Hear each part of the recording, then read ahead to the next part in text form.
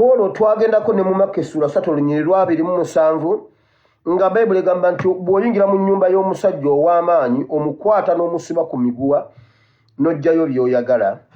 Kwolwo ku Sande bwe bubaka bwe twasoma. Ku Lwomukaaga twagenda ne tusoma obubaka obulala obwali bugamba nti Mukama ajja kutuggyako ekikoligo. Mukama agenda kutuggyako ekikoligo kino ekimaze ebbanga. Nga Mukama yagamba, Kwolwo twali mu Exodus chapter 6 from verse 1. Mukama yagamba Moses, natambula ne Ibulayimu ne Isaka ne Yakobo nga nabo balina engeri gye bammanyiimu, naye ate mu omulembe gwammwe ŋŋenda kugweraga okusinga nga bwe nali ne Ibulayimu ne Isaka ne Yakobo. Buli mulembe Mukama atambula nagwo mu ngeri yaagwo. Awo Mwami Museveni we bamutuusizza, ababaka ba Paalamenti bo basobodde okukola omulimu ogwabwe, era Mwami Museveni bamukutte entegetege n'amagulu. Kati bannayuganda ffe tusigadde okukola omulimu ogwaffe, kubanga ababaka ba Paalamenti kye twali tubabanja ekituufu bakikoze.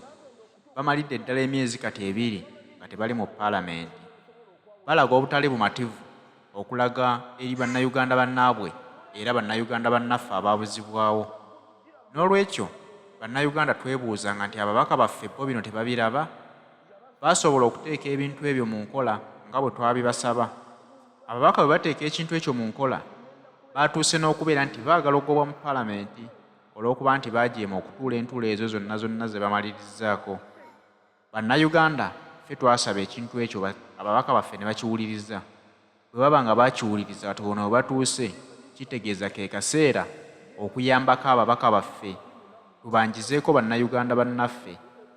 Abantu bano wabaddewo omubaka wa National Unity Platform Sserukenya Wamakindi Ssaabagabo yagambye nti ensonga y'okugobwa mu Paalamenti bwe baba nga baagala obbagoba mu Paalamenti bo tebagitidde, era n'asaba mukama waabwe Leader of Opposition Mathias Mpuuga Nsamba nti bwe kiba nga kya sipiika kwagala bagoba mu Paalamenti, Leader of Opposition abalagire kati nga bukyali nti baviireyo ddala mu Paalamenti tebagenda kuddayo, oba kulonderawo bifo byabwe balonderemu abantu abalala, bo bakole omulimu gw'okudda wansi ku gurawundi bakunga abantu bababuulire ekyokukola. Buli munnayuganda ajja kubasobola okutegeera ensonga lwaki ababaka abo bava mu Paalamenti. Buli munnayuganda ajja kusobola okutegeera ensonga lwaki ababaka abo ebifo byabwe basazeewo birondebwemu abantu abalala. Kitegeeza nti n'abaana baba byesimbyeko ababyagala be batayagaliza bannayuganda, be batayagala mirembe mu ggwanga Uganda, kubanga be bajja okuba nti baagala bano abaliyo baveeyo bo baddeyo. Kitegeeza nti kati ababaddeyo baddembe okukunga abantu baabwe abaabalondo bateeka mu Paalamenti babyegatteko. Awo bannayuganda bwe tulina okusitukira tuyamba ababaka baffe nga nabo bwe batuyambye ebbanga we twabasabira obuyambi bwabwe, bakkiriza ne babuteeka mu nkola, era tetujja kutoma wabula tulina beebaza bwebaza. His Excellency Robert Kyagulanyi Ssentamu ng'omukulembeze waffe naye omulimu gwagukoze era tetukyalina kye tuyinza kumubanja.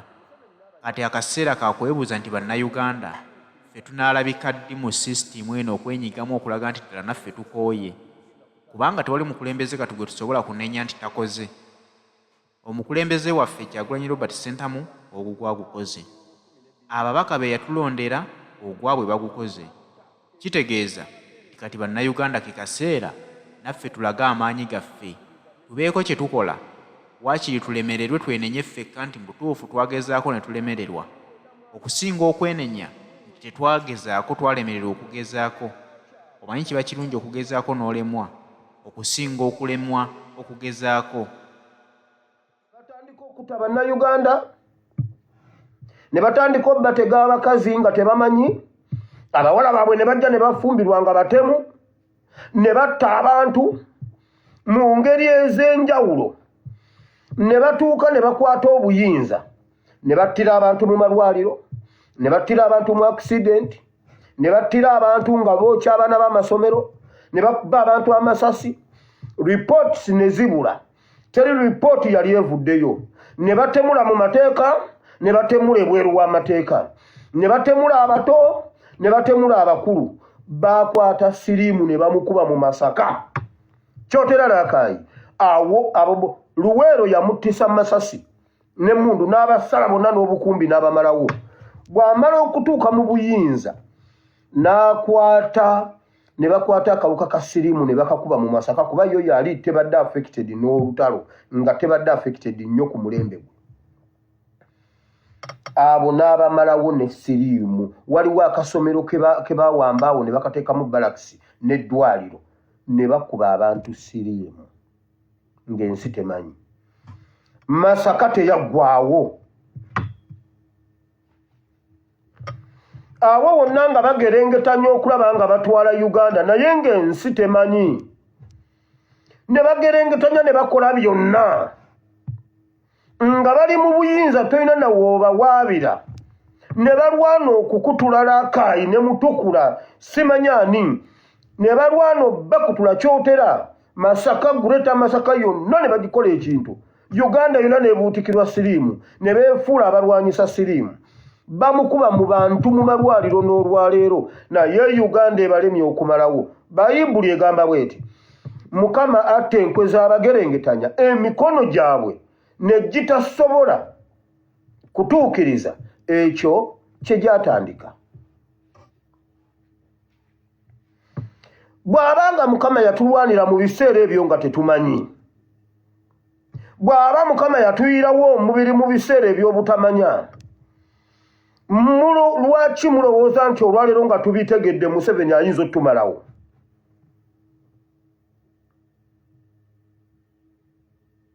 abadde nga atutemula naye nga bwe tuddukira wuwe tudda wuwe munnange tuyambe ng'ekaseese simanyi buseruka simanyi kichwamba wa ADF simanyi wakola biki ene Masaka siriimu ekaseese wa ADF eggulu koni egindi mu Pokoti nga buli wamu alina kyakolawo okulaba nga amalawo Uganda Museveni Uganda emulemye okumalawo lwaki muggwamu amaanyi ne mulowooza nti Museveni agenda kutumalawo nga kati olwaleero gavumenti ye yaffe bajjeno be baffe ekyo bwe nkyogera tosobola kitegeera nze akyogera nze nkitegeera nze nkimanyi abapoliisi be ba IGP be simanyi ba assistant simanyi ba ASP be balowooza mbu babe baffe ba officials abamanyi mu gavumenti ye baffe naye bannange ndi banyumiza teri kintu kyangu nga kusuula gavumenti naye bw'ati bw'ayogera Mukama nti kiwedde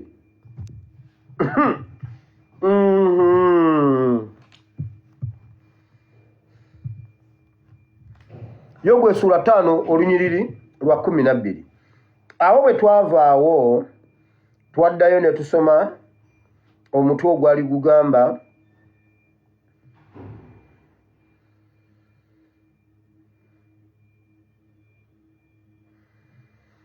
twasoma ku kumenya n'okuzimba ebyo ebyakyama nga tugamba tumenye buli kintu kyonna ekyakyama mu ggwanga Uganda Museveni bwe obwakabaka bwe bwaggyibwawo olulinga Obote abulumbye obwakabaka obwakomawo Museveni yabukyamya si bwe obwakabaka obulina okubeerawo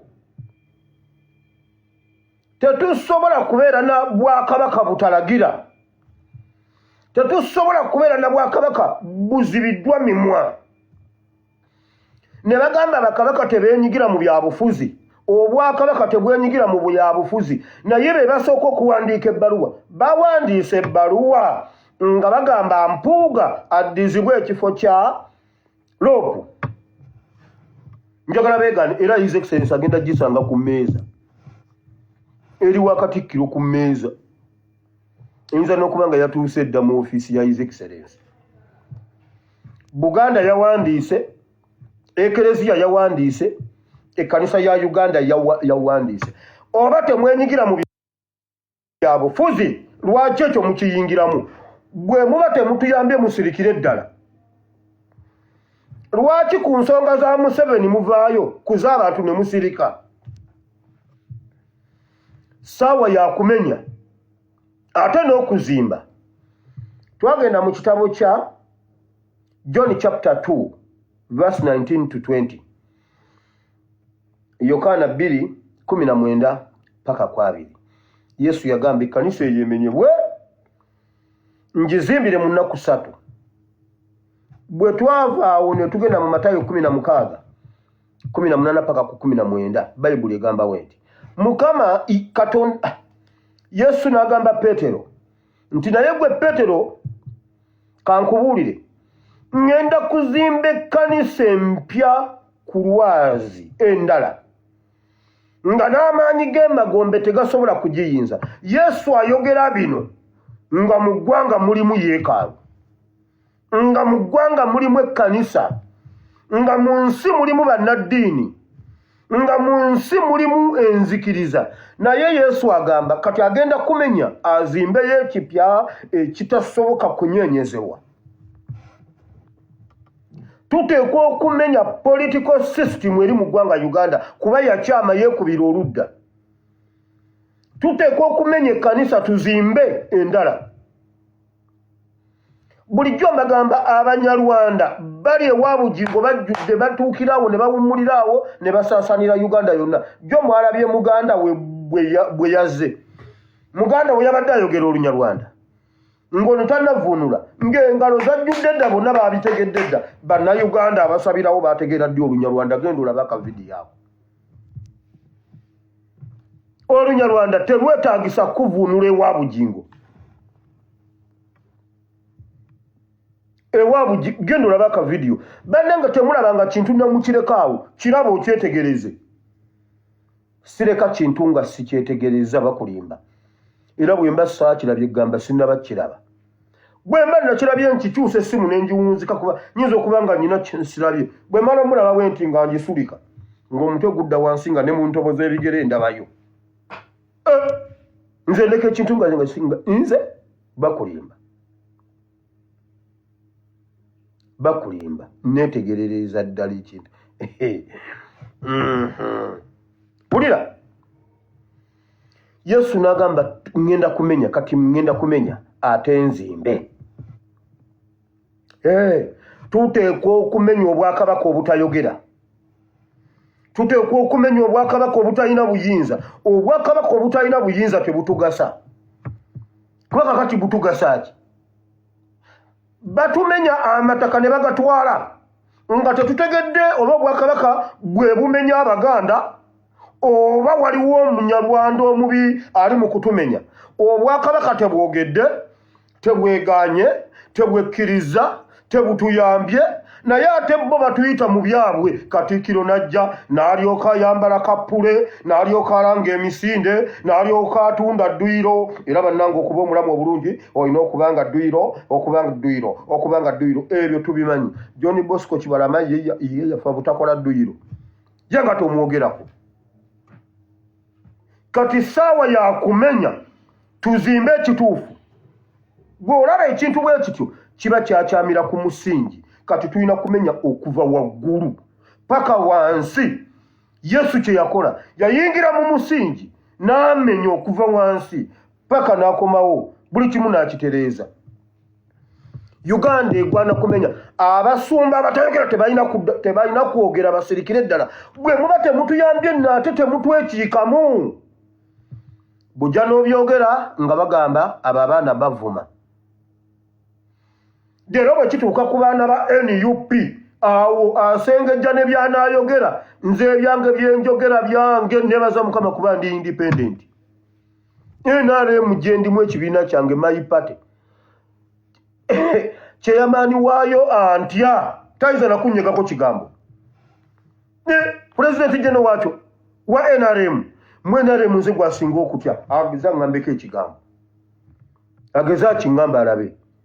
Abo basekutale General twenyumiza ze NRM tebalina kye bangamba. Naye mama bwe kituuka kuba NUP twena nikyoyogera nze ndi independent. Kyenva mbyogera. Mu Buganda omulimu gwange mu Buganda Mukama yagumpa nzaalibwa. Ndi mujjwa amale ebibamba mu lujja. Ajjawo amawemukirano. Omwana azadde mu kojjaawe. Ebyo nze mbimala ebyo. omuntu yeetuze ogwo gwe mulimu Mukama gwe yampa mu Buganda tewali ayinza gunzijako tewali kuba guli nakyo omuntu yeetukidde mu Buganda mumumpite musaleyo waliwo amawemukira n'agali mu Buganda bagayita Peter Mayiga nze nzikirizibwa sikwatibwa buko teri kiŋŋaana kukola kintu kyonna mu Buganda Mukama yakikola bw'atyo ndi mujjwa mu lujja olwo emmengo ndi mujjwa nzikirizibwa okukola byonna bye njagala mu lujja olwo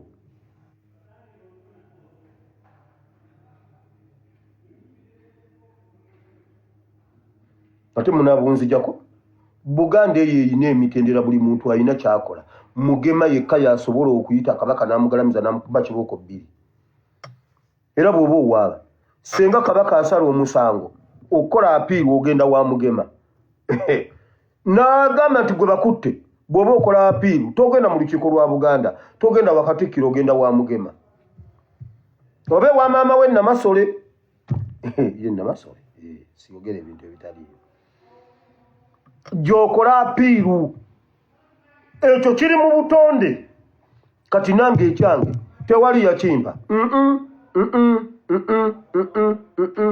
ekyo ne bwe mukola mutya tufaafaganira mu lujja kuba nange ndi muzzukulu mu lujja mubadde ki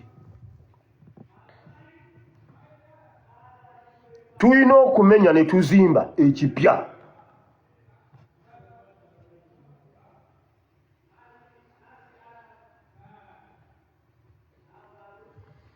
tutereeze tuzimbe ebituufu tubeere ne Kabaka akola ku nsonga zaffe tubeere n'Obwakabaka obutulwanirira tubeere n'Obwakabaka obwogera twebuuza lwaki Obwakabaka tebwogera lwaki Obwakabaka tebukola lwaki Obwakabaka tebuliyakitinga kiki ekyabutuulamu kiki kye batya waakiri bakitubuulire wiiki eri twagamba waaligwa we tuligwa oba we tuligwa waaligwa atulagire waakiri ffe tumukulembere oba yatukulembere tumugoberere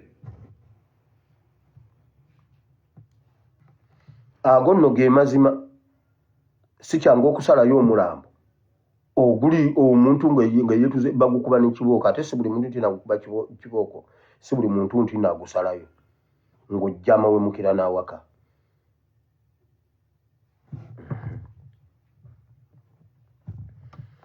bwe twavudde awo twasoma ku kuzuukusa omwoyo gw'eggwanga Uganda twasooka ne tulaba omwoyo omutukuvu mu kifaananyi eky'omwoyo omutukuvu biki ebyaliwo nga tannajja biki ebyaliwo nga azze ne tugenda mu Luka 22 olunyiriro lwa 5 kutuuka ku 62 ng'omwoyo tannaba kujja kuba Yesu akyaliwo ba Peetero balina kye bawulira Yesu n'amugamba Peetero ojja kukeera ku makya onneegaane nga n'enkoko gwe gw'ogisoose n'amugamba naye gw'osaaga nze nkwegaane muganda wange bwe baakwata Yesu Peetero n'alaba abasajja engeri gye bali siriyasi enkuba gye bakubamu Peetero n'atandika okwekweka ng'ajjira mu mugongo gw'abantu bw'ati yeekola bw'ati bwe bamuyingiza Peetero n'akukuta n'ayingira mu kizimba awulira omusango bwe gutambula nga fayiro ya Yesu eringa fayiro y'abaana ba NUP buli gwe bakwata him gwe ne bakwogera erinnya and others tebagigalawo gundi and others ebeera yeeyongerayo kati baba bakyali and others ko omwana naye ono ye ono bulijjo bali bona namugamba gwe mukazi gwe lwaki oneesipaata toneesipaata nawe ndeka obadde ki bayibuli egamba n'akyusa ekifo n'agenda atuula eri gye batamumanyi nagamba ono si Edi mutwe owange kiba naye mumbeeredde kinzi mbagambe musajja simumanyi yogera mpola musajja simumanyi mazima simumanyi owekitiibwa omulamuzi Petero n'aweeta aba yakafuna awalala wawummula bw'ateeka naye gwe musajja gwe si gwabadde agira ogwokusatu n'akiddamu nkugambye omusajja simukola ki bayibuli egamba Yesu n'akyusa eriiso n'amulengera mu kkoona we yali ne Petero n'asitula erirye gaba gasisinkana gati enkoko n'ekookolima kookoliroko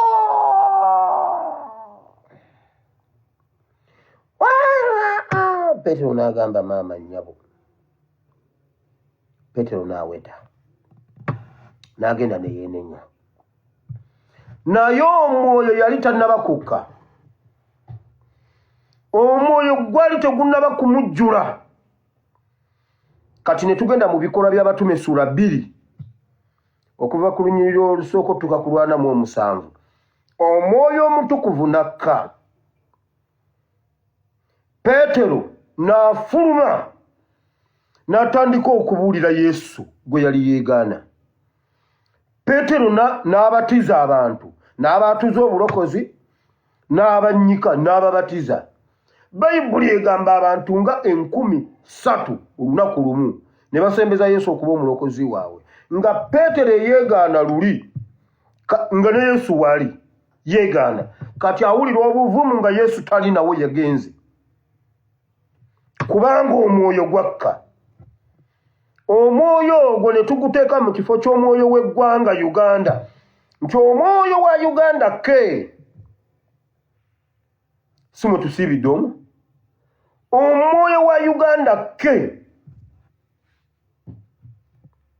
wabeerawo enjawulo ng'omwoyo atuuse Mukama atusitule Petero Mukama yamusitula n'asinga abaaliwo bakabona abaaliwo ebiseera ebyo n'abafalisaayo n'abeera Katonda mu maaso gaabwe n'abuulira enjiri gye baali bamugaana ne basaasaanira ebitundu byonna enjiri ya Kristo n'ebuulirwa kubanga omwoyo yali abatembye gamba nti ng'abatembye omwoyo akutemba n'osigala awo ng'otudde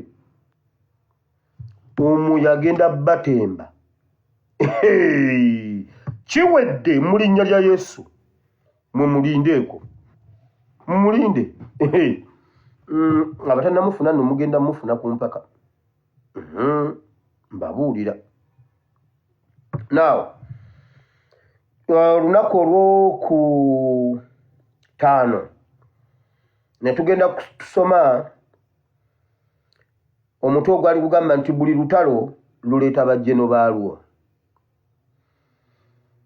ne tugamba bonna bannaggwano bavudde mu butaliiwo babadde mu butaliimu nti buli wooli osobola okukola ekyobwannaggwano mu struggle twatambula ne tulaba abantu bangi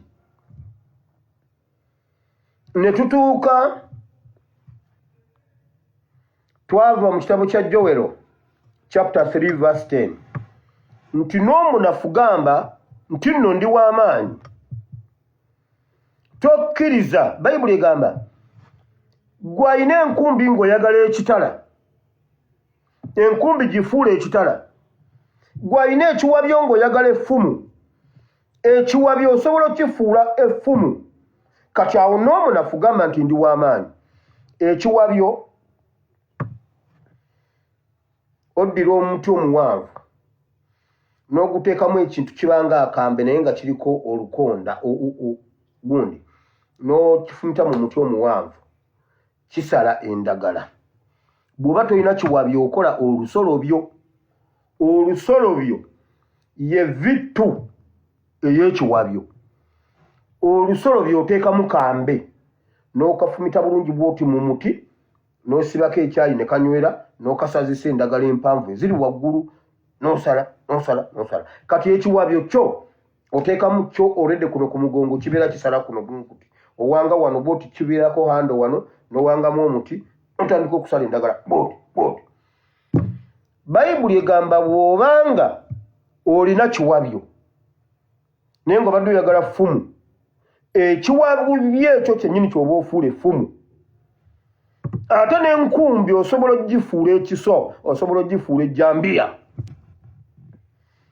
n'omunafu ogambe nti ndi w'amaanyi ezo ze levels Mukama ze yatuwadde okulwaniramu olutalo luno buli omu w'oli bayibuli kwolwo twagenda mu kitabo kya Joshua ne tujjayo omukyala eyali omwenzi bayibuli egamba eyali malaaya omukyala oyo n'ayamba Isirayiri n'ayamba ne famire ye twalaba abantu bangi nnyo abaali tebasaana mu bayibuli ne bweru wa bayibuli abakoze eby'obwannaggwano n'omulembe gwaffe tetugenda bali abaasoma baatuvaamu dda bali mu poliisi